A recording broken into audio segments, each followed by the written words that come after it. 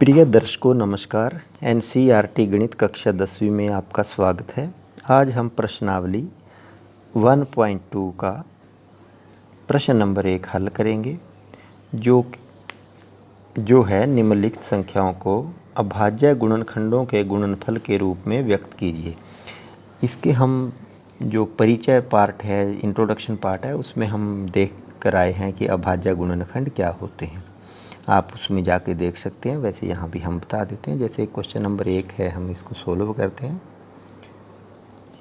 140 अभाज्य गुणनखंड वो होते हैं जो आगे जब 140 के हमने अभाज्य गुणनखंड करने हैं तो वो ऐसी संख्या होगी, उसको या तो वो खुद से भाग होगी या 1 से भाग होगी।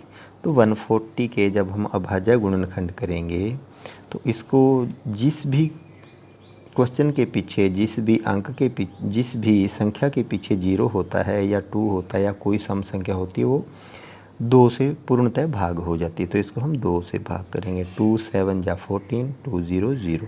अब इसके पीछे 0 है और ये भी 2 पे चला जाएगा, तो ये 2 2 3 6, 2 5 10। अब जिस संख्या के पीछे 5 या 0 होता है वो 5 पे जाता है, और जिस संख्या के पीछे 5 होता है तो वो 3 पे भी जा सकती है, लेकिन उसमें शर्त ये होती है कि उस संख्या के अंकों का योग अगर हम करते हैं तो वो 3 से भाग होना चाहिए। जैसे 5 और 3 8। अब 8 आ गया तो ये 3 पे नहीं जाएगा, तो ये जाएगा 5 पे। 5 सत्ते 35, तो 7 को तो 1 पे जाएगा। तो 140 is equal to 2 into 2 into 5 into 7। ये इसके अभाज्य गुणनखंड हो गए। इसको हम और लिख सकते हैं। इसको हम थोड़ा सा लिख सकते हैं 2 की पावर 2 इंटू 5 इंटू 7।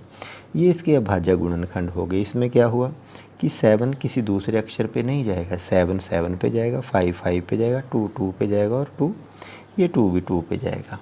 तो ये प्रश्न नंबर 1 हल हो गया। अब प्रश्न नंबर 2 देखिए। इसके पीछे 6 है तो ये 2 पे चला जाए। 2 सत्ते 14, 2 अट्ठे 16। फिर ये 2 पे चला जाए क्योंकि पीछे सम संख्या है।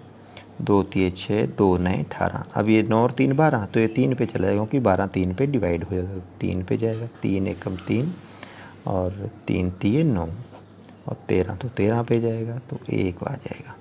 तो इसको हम लिखते हैं 156 is equal to 2 into 2 into 3 into 13। इसको और हम ऐसे लिख सकते हैं जैसे 2 की पावर 2 इंटू 3 इंटू 13। ये इसके अभाज्य गुणनखंड हो गए।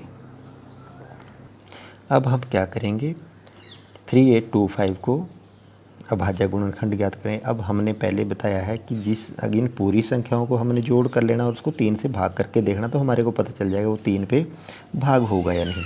अब 5 2 7 और 8 15 और 3 18, 18 3 पे जाता है। इसका मतलब ये संख्या 3 पे भाग हो जाएगी। तो 3 एकम 3, 3 दूनी 6, यहाँ से 2 बचे 22 हो गए। 3 सत्ते 21 और 1 यहाँ, 3 पंजे 15। अब जिसके पीछे 5 होता है फिर हम उसको दोबारा देख सकते हैं कि 5 और 7 12 और 2 14 और 1 15। तो ये दोबारा फिर 3 पे चले जाए। 3 चौके 12, 3 दूनी 6, 3 पंजे 15। अब ये 3 पे नहीं जाएगा। 5 2 7 4 11 होगा। तो जिसके पीछे 5 या 0 होता है वो 5 पे जाएगा। 5 अट्ठे 40 और ये 2 इधर 25 हो गया। 5 पंजे 25। अब फिर ये 5 है पीछे, तो 5 पे जाएगा। 5 एकम 5 और यहाँ से 3 इधर 35 हो गए। 5 सत्ते 35। अब 17 किसी पे भी नहीं जाता, तो 17 पे ही जाएगा। अब हमारे पास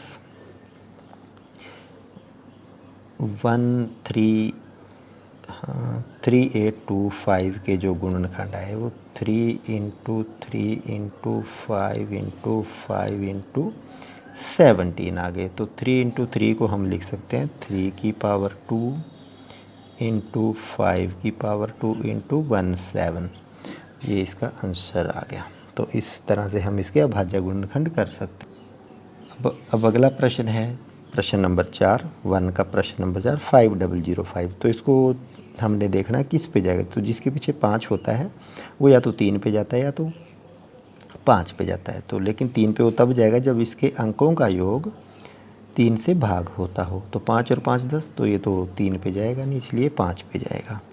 5 एकम 5, 0 0, 5 एकम 5। अब मेरे पास ये 1 0 0 1 आ गया। अब मैं इसको 7 पे कोशिश करूँगा। 7 पे, 7 एकम 7, यहाँ से 3 और ये 30 हो गए। 7 चौके 28, यहाँ 2 बचा, ये 21 हो गया। 7 दिए 21। अब मेरे पास 143 आया। 143 को मैं 7 पे देखूँगा, 7 पे जाएगा नहीं। उसके बाद 11 पे कोशिश करेंगे। तो 11 से 11 एकम 11 और यहाँ से 3 33, 11 दिए 33, तो 13 पे ही जाएगा। तो 5005 के अभाज्य गुणनखंड हुए 5 × 7 × 11 × 13। तो यही इसका आंसर हो गया। अब क्वेश्चन नंबर 5 है हमारे पास। अब हमारे पास क्वेश्चन नंबर 1 का 5वां क्वेश्चन है 7429। तो इसमें जिसमें 9 है पीछे, तो हम कोशिश कर सकते हैं उसके डिजिट की को जोड़ के 9 2 11 4 15 7 22। तो ये 3 पे नहीं जाएगा, 5 पे 0 5 है नहीं, 7 11 ऐसे करके हम इसको कोशिश करेंगे। तो ये 17 पे जाएगा। हमने इसको कोशिश करना है कि किस पे जाएगा। 17 पे जाके 7 4 जा 68 और 17 4 जा 68, 68 तो 6 62 हो गया। फिर ये 17 3 51, 17 3 51 आएगा। तो फिर ये जाएगा 9 पे। 17 3 51 7 पे चला जाएगा, 7, तो मेरे पास 437 आएगा। उसके बाद ये 19 पे जाएगा। 19 पे जाके ये 23 आएगा। हमने एक एक करके चेक करते जाना उसको। 23 पे गया और 23, तो 23 पे ही जाएगा, 1 आ गया। अब मेरे पास 7429 के जो गुणनखंड आए हैं, अभाज्य गुणनखंड आए 17 × 19 × 23, ये इसका आंसर हो गया। हमने इसको एक एक से भाग करके देखते जाना है और जो भी संख्या आएगी उससे उसको भाग कर देना है। तो प्रश्नावली 1 का प्रश्न नंबर 1 समाप्त हो गया, जिसको हमने कर लिया है। आपको अच्छा लगा हो तो चैनल को सब्सक्राइब करें, शेयर करें और बेल आइकॉन को पक्का दबाएं। Thank you for watching.